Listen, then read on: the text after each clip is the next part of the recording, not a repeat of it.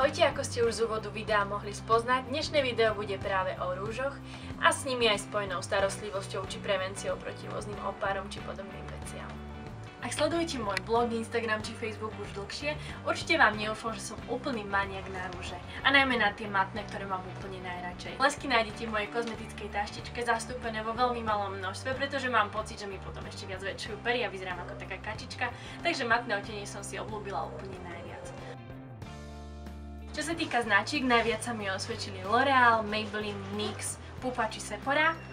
A ak by som si mala vybrať či skôr tekuté alebo tuhé rúže, tak určite by som šla do tých tekutých, pretože v matných prevedeniach sú úplne najlepšie, keď zaschnú na perách, vôbec sa nerozmazávajú ani neodtlačia. Rúže sú skvelé v tom, že vedia pozdvihnúť a počerknúť každý outfit, a ak ich máte na perách, vôbec sa nemusíte zaoberať tým, ako si namalovať oči, stačí vám úplne jednoduchý make-up a výrazný rúž.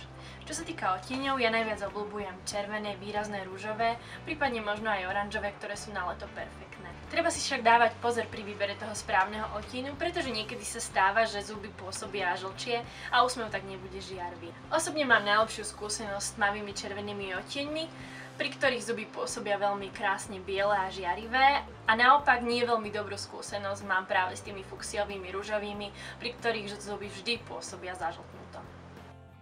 Samozrejme veľa robí aj prirodzený odtieň zubov, či ich máte krásne žiarivo biele, alebo náhodou tá vaša sklovina naberá nejaký odtieň. Rúžami sa to dá všetko krásne korigovať a pokiaľ zvolíte vhodný odtieň, určite s tým nebudete mať problém.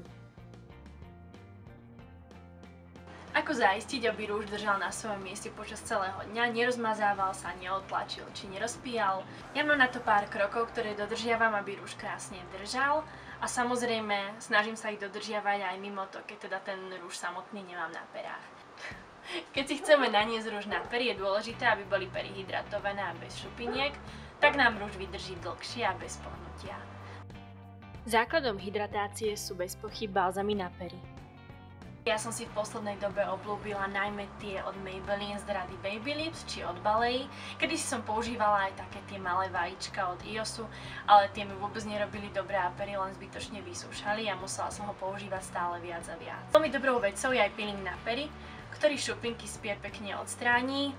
Môžete si pery pekne vymasírovať a sú potom hladké. Odumretú pokožku pier zvládnete odstrániť aj obyčajnou zubnou kefkou, ja som si však obľúbila cukrový peeling na pery s bambuckým maslom od Mary Kay s výťažkami z bieleho čaju a citrusov.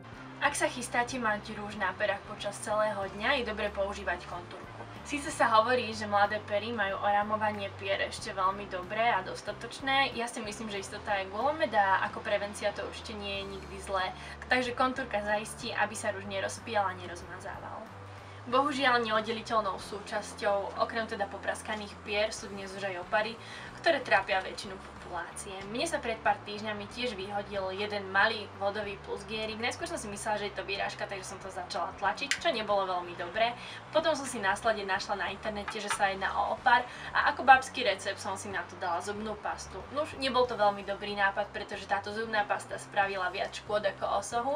A dnes na pultoch lekárni nájdeme mnoho produktov, ktoré sú na to práve určené a pomôžu nám. Moja pozitívna skúsenosť sa týka náplasti Zoe Conceal od firmy GSK, ktorá je vo veľmi praktickom balení s malinkým zrkadielkom, takže máte úplne uľahčenú aplikáciu.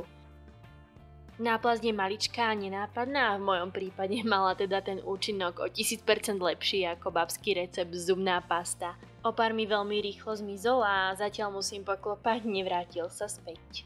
Rúže a opary síce dohromady veľmi nejdú, no ako náhle zmizne, hor sa do rúžovania. Určite sa nebojte výraznejších odtieňov, prípadne šialených kombinácií.